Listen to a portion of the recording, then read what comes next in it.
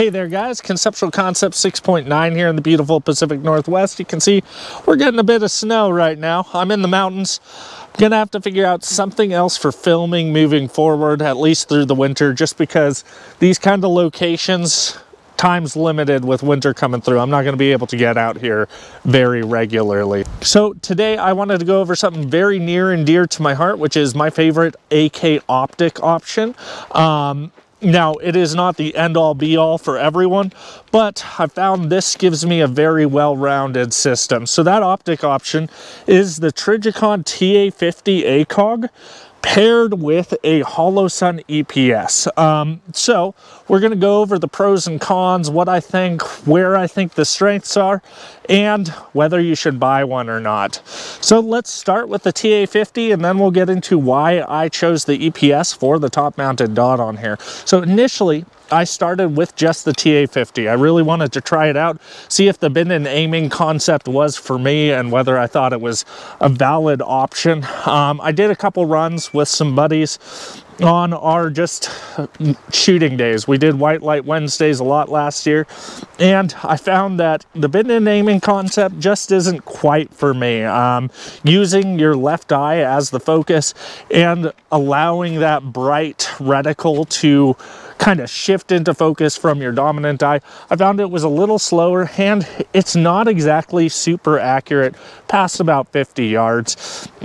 So it makes it a little slower, which is where this, especially compared to some of the larger ACOGs, kind of runs short. The field of view is incredibly narrow. I'll annotate it somewhere in here, but it's incredibly narrow. Now that is just because you can't beat physics. This is a very small optic. And one thing I love about this optic is that it weighs very, very little. This entire setup here weighs less than a Holosun Magnifier alone. So it's 10.5 ounces for the EPS, the mounting plate, and the Trijicon TA50, whereas just the standalone Holosun 3x magnifier weighs 10.8 ounces. That's without a red dot or anything to look at. So huge benefit to that, but you are really reduced in your field of view. So switching between targets is a little slower. So I found that this standalone is not my favorite optic. But what really changes that is adding a top-mounted red dot. So the Holosun EPS, I'm sorry, I know a lot of people really don't like the Chinese, but Holosun really has the micro pistol mounted red dots cornered. The EPS is excellent under night vision. Very lightweight. It's a closed emitter.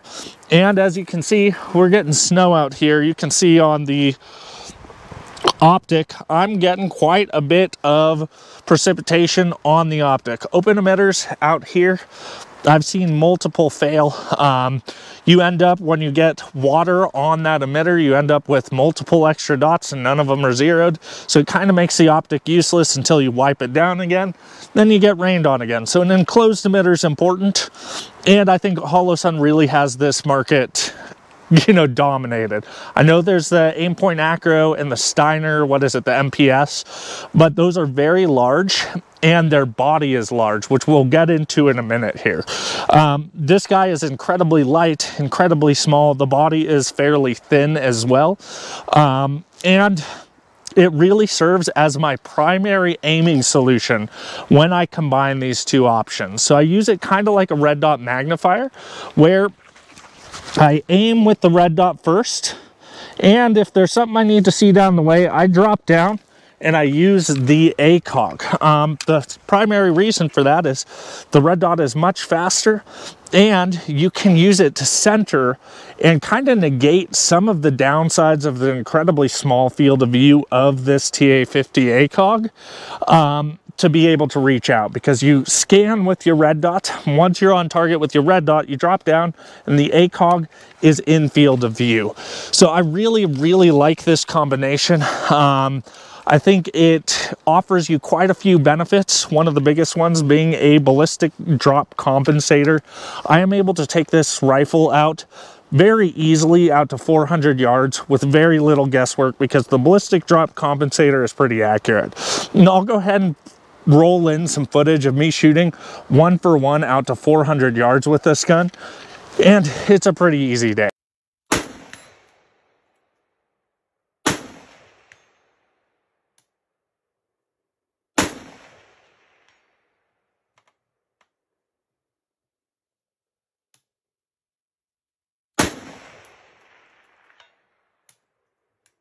So I really like this compared to even a red dot magnifier. One, it's lighter. Two, it affords you ballistic drop compensation, and the ACOG also in its reticle has some range finding features for, you know, stuff for ranging off of people's shoulder width. So the horizontal lines on the stadia there on the reticle for the different distances should match up with the average shoulder width of a human being.